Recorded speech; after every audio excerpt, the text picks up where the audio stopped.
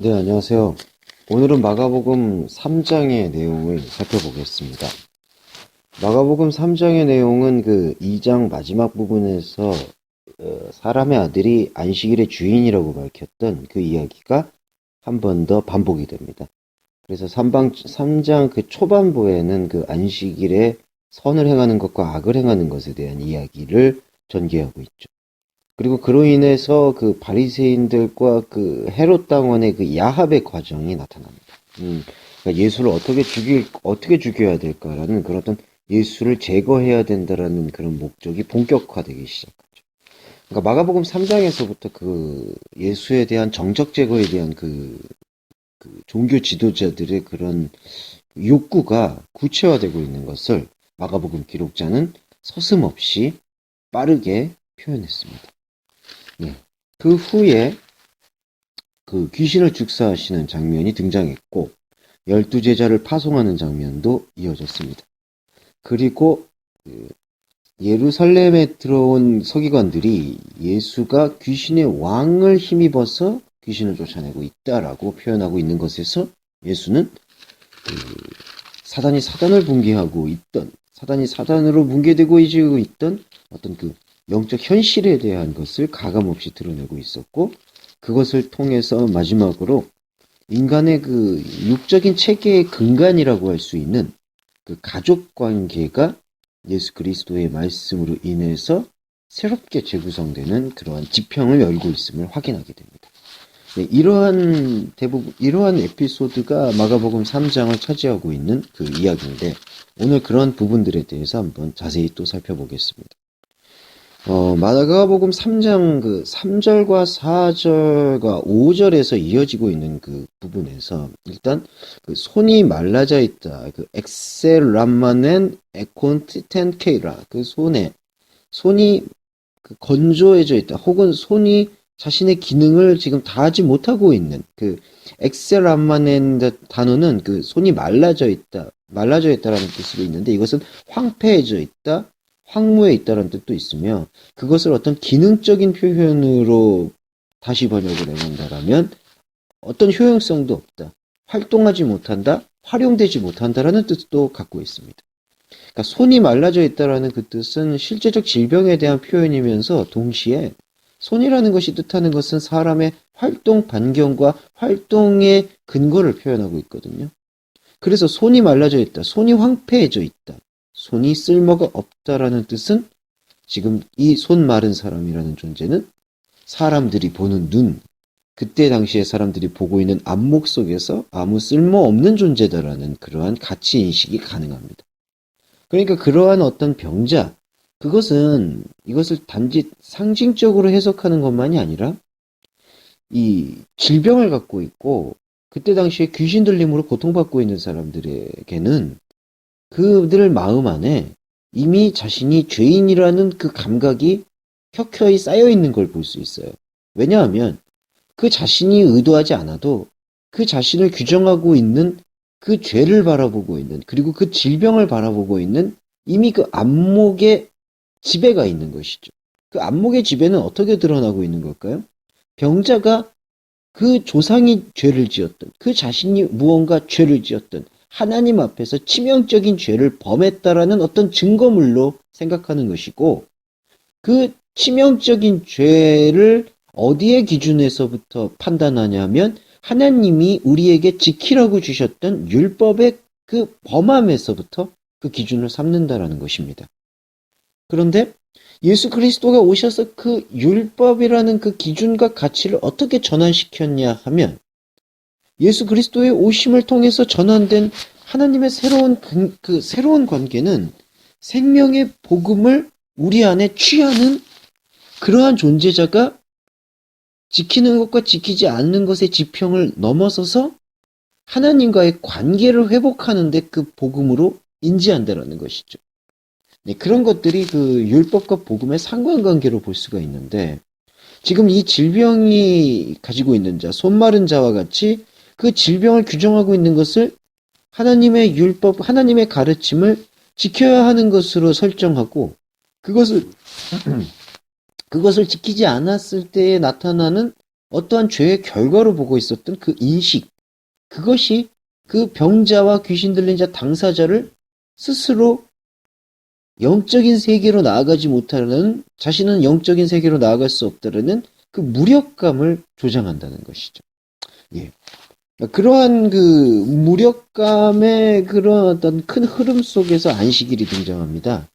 안식일에 예수님께서 이렇게 표현합니다. 4절에서 안식일에 선을 행하는 것과 악을 행하는 것, 생명을 구하는 것과 죽이는 것, 어느 것이 옳은 것이냐라고 묻고 있어요. 예수님의 이 질문에서 먼저는 그들이 갖고 있는 그 선과 악, 그러니까 그들이라는 것은 하나님을 잃어버린 우리의 모습입니다.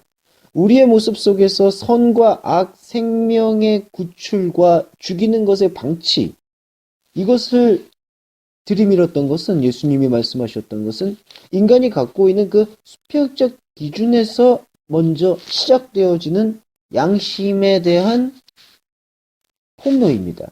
무슨 말씀이냐 하면, 그들이 지금 하나님이 주신 율법에 대한 가치 기준을, 하나님이 명령을 허락하셨고, 그걸 계명이라고도 표현하죠.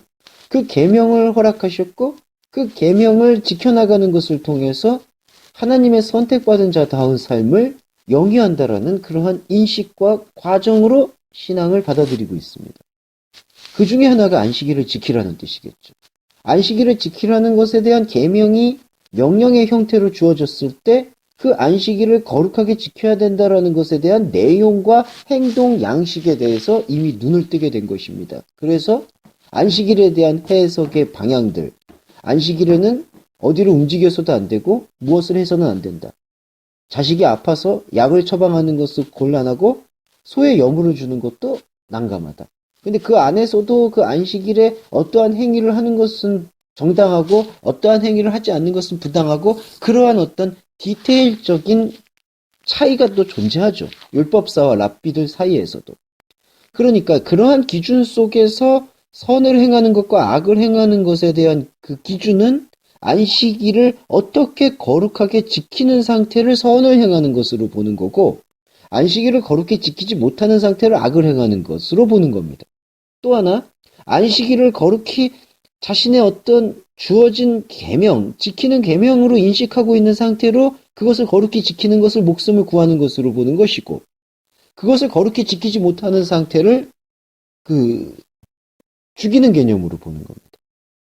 이러한 인식의 구분 속에서 어떠한 것이 도출이 되는가?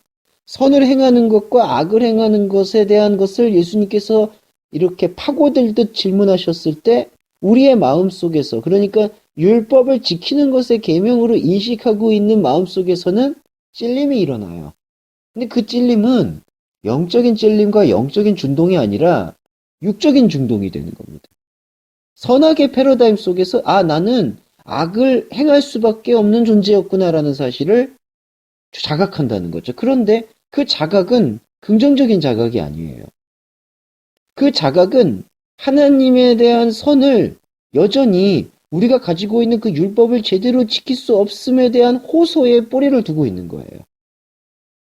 그렇기 때문에 예수님이 말씀하셨을 때 제자들과 무리들의 그 반응의 첫 번째는 선을 행하는 것과 악을 행하는 것에 대한 그 선악과 패러다임적인 기준 속에서 과연 너는 그것을 제대로 지키고 있느냐라는 그 양심의 찔림을 파고든 것이고요. 두 번째는, 그래서 그 양심의 찔림 속에서 나는 죄인이구나라는 인식을 갖고 있는 그 자체에 머무르는 것이 아니라 안식일이라는 그 개념 자체에 대한 전복과 해체와 재구성을 요구하는 그 말씀 행간에 담겨 있는 의지를 엿볼 수가 있는 것입니다. 무슨 말씀이냐면, 예수님이 이야기하는 선을 행하는 것, 아가포이오사이, 목숨을 구원하는 것, 푸시케소사이, 이 두 가지 맥락이 악을 행하지 않는 것, 죽이는 것, 그런 것의 수평적인 상관관계에 의해서 결정되어지는 것이 아니라, 선한 이는 오직 한 분뿐이시니 하나님이라는 하나님과의 나와의 생명관계의 발견, 그 발견을 통해서 내가 살고 있는 삶의 실존 속에서는 우리가 영이 죽어있는 현실의 광야를 걸어가고 있기 때문에 그 영의 죽음 속에서 하나님을 기쁘시게 할 수를 없음을 자각하고 발견하고 고백하는 그 과정이 곧 아가포이오사이, 선한 일을 발견한 자의 선한 일에 대한 고백이 되고 그것이 바로 선한 일을 행하는 것이 된다는 것이죠. 그러니까 악을 행하는 것과 선을 행하는 것에 대한 기준점에 대한 차이를 수평적이고 그 무게 경중으로 따지고 있었던 그러한 저울추에서부터 넘어서서 하나님의 새로운 생명에 대한 관점으로 그것을 전환시키는 예수님의 의도를 살필 수가 있는 것입니다. 네, 이것이 바로 그 안식일에 대한 개념을 보다 더 근본적이고 존재론적으로 강화하고 있는 예수님의 사역을 발견할 수가 있죠. 자, 다음으로 넘어가서 더러운 귀신이 등장합니다. 11절에서. 많은 자들을 지금 고치고 있으시죠? 10절에서 많은 자들을 고치고 있는 과정 속에서 11절에서 더러운 귀신이 푸뉴마타 타 아카다르타 더러운 귀신이 등장하면서 예수님에게 지금 어떠한 그 부르짖음을 지금 일으켜내고 있느냐? 그 호테시 에이호 휴어스트 데우, 당신은 하나님의 아들이시기 때문에 나는 지금 부르짖고 있다. 엎드리고 있다. 그런데 저번에도 한번 마태복음 강해에서도 제가 말씀을 드렸지만 여기서 더러운 영이라는 것은 그 아카다로이, 깨끗하지 못한 영, 투명하지 못한 영이라는 뜻입니다. 투명하지 못한 영이라는 뜻은 그것을 결과론적으로 유추해 보면 영이 죽어 있다라는 사실이에요. 귀신이라는 것은 더러운 영인데 더러운 영이라는 것은 지금 하나님에 대한 생명관계를 지금 발견하지 못하고 있는 상태. 그러니까 투명하지 못한 상태. 깨끗하지 못한 상태. 그러니까 하나님을 투명하게 보지 못한다라는 상태를 이야기하고 있고 하나님을 보지 못한다라는 것, 하나님에게 발견되지 못한다라는 것이 곧 영과는 푸뉴마, 하나님의 고유한 속성의 발현인 이 푸뉴마 영과는 상관이 없는 존재고 그 상관이 없다라는 것을 창세기의 에덴 동산 추방과 묘사를 같이 연동해 본다면 그것이 곧 정령 죽어 있는 상태라는 것입니다.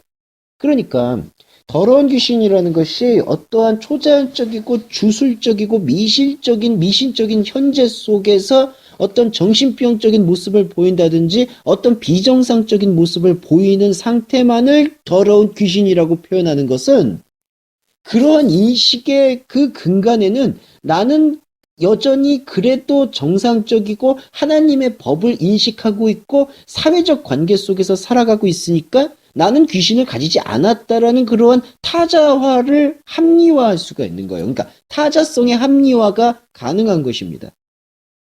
그런데 이 더러운 귀신이라는 것은 지금 영을 보지 못하고 있는 상태인데 그 범주가 비정상적인 행동을 하고 정신병적 모습을 보이는 그러한 대상화되는 이들만을 귀신이 들렸다라고 이야기할 수 있는 걸까요? 그렇지 않습니다. 이 영이 죽어있는 모든 그 범주와 현실 안으로 예수 그리스도가 들어오신 거예요.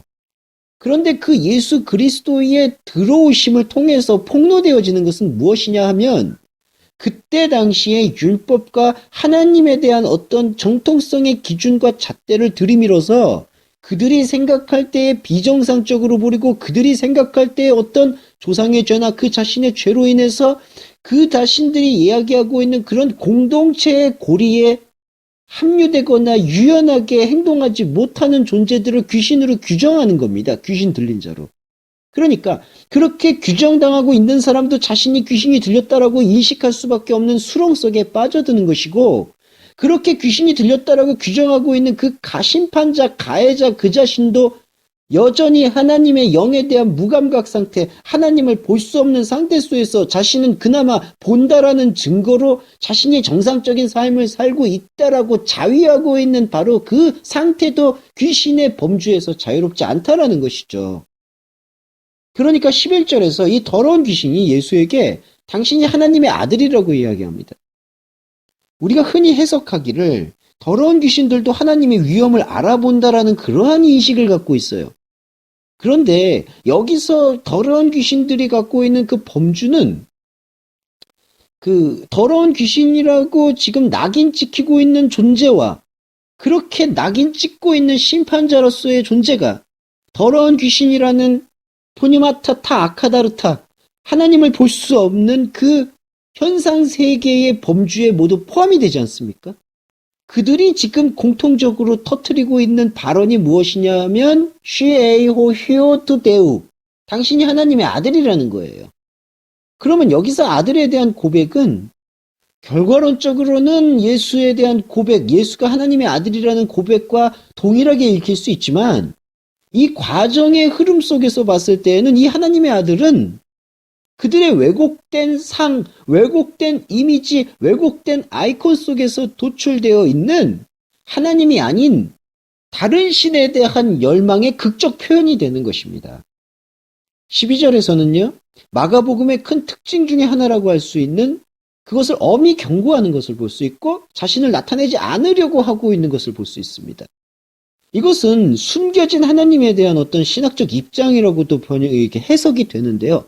보다 더 깊이 들어가면 세상이 형성하고 있었던 그 아이콘에 대해서 철저한 해체를 천명하고 새로운 나타남, 새로운 제시, 그러니까 전혀 인식할 수 없었던 그 어둠의 환경과 하나님과 상관없는 상관관계 속에서 형성되고 있는 그 고리가 완전히 끊어진 상태를 실감해야 되는 그 지평에 대한 표현이 숨겨진 하나님으로 나타나는 거예요.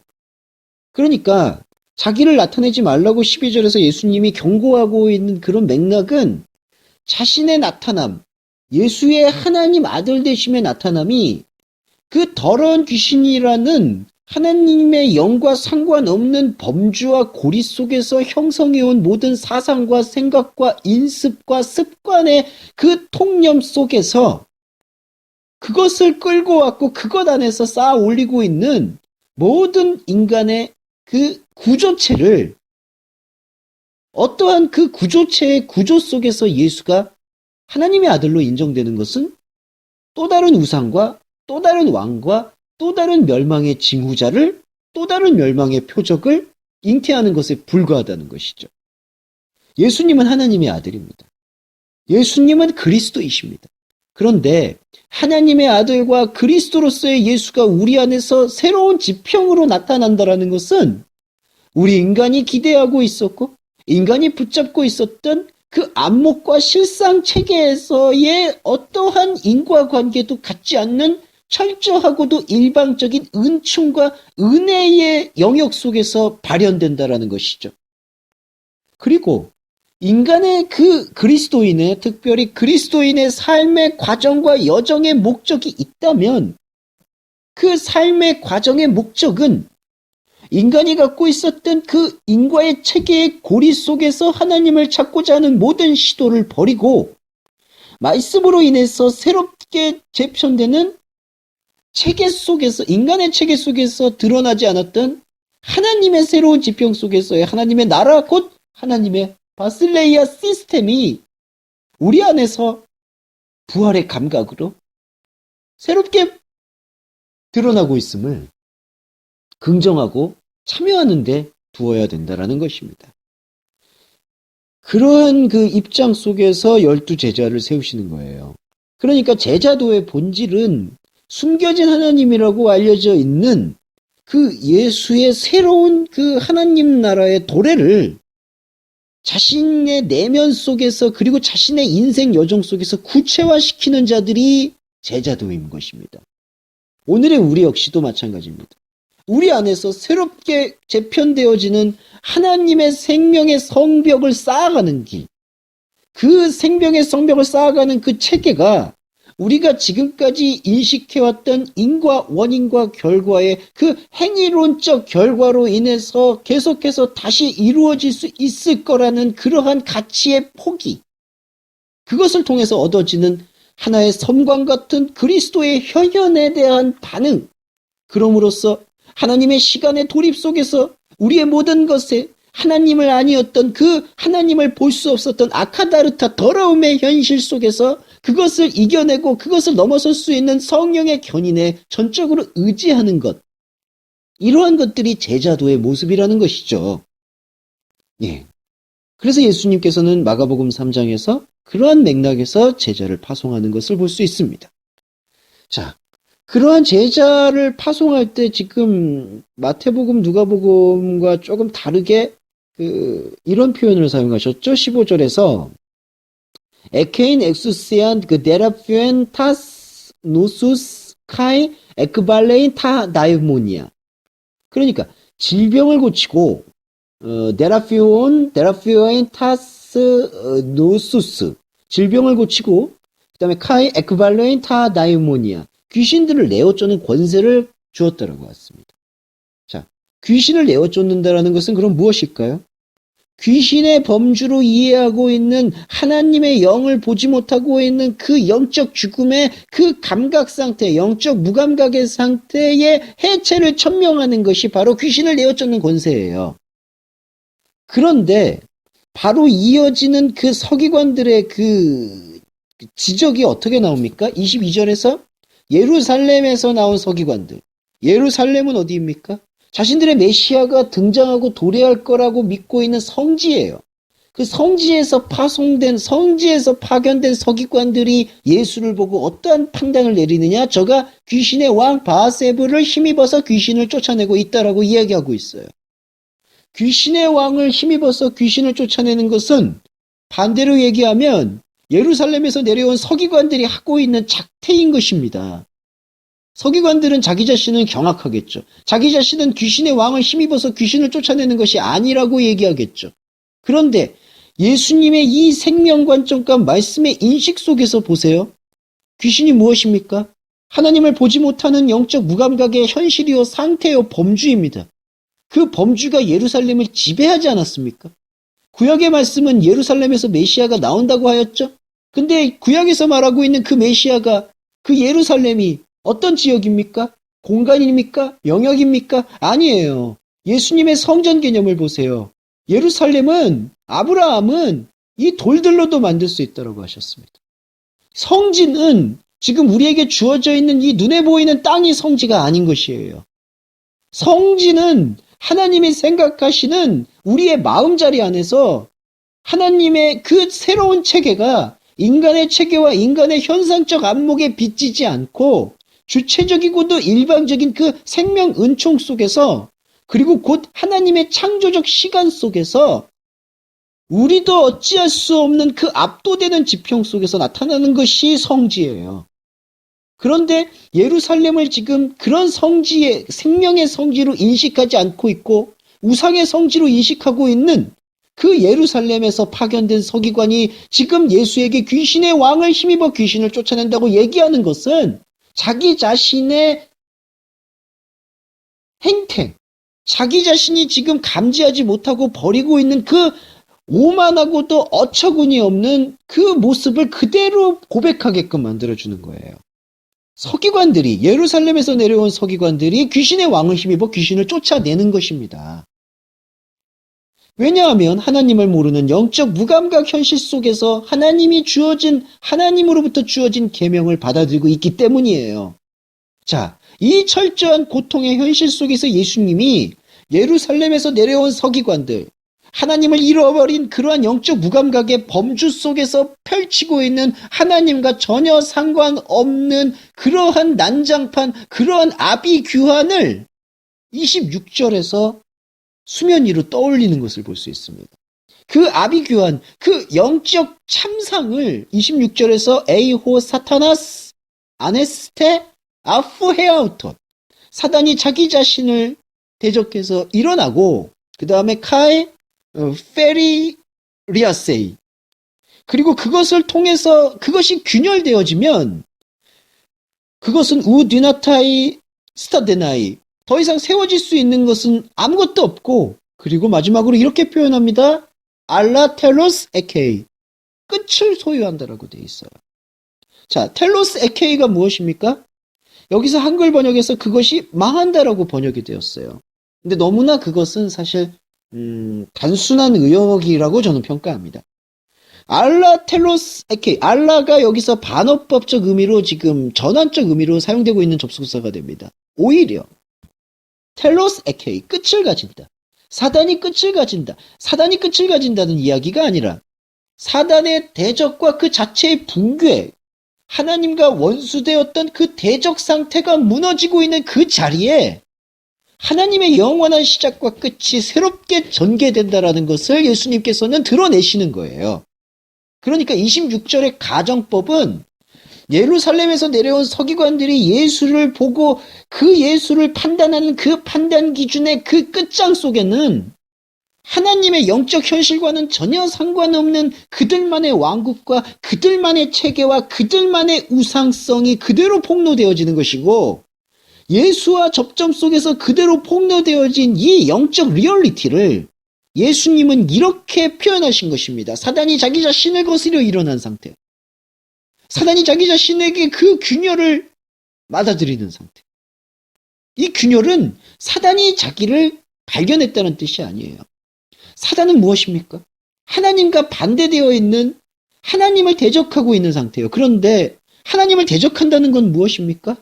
하나님을 알고 하나님이 전능한 자인 것을 어떤 감지하고 철저히 인식하는 상태에서 반대하는 것만이 아니죠.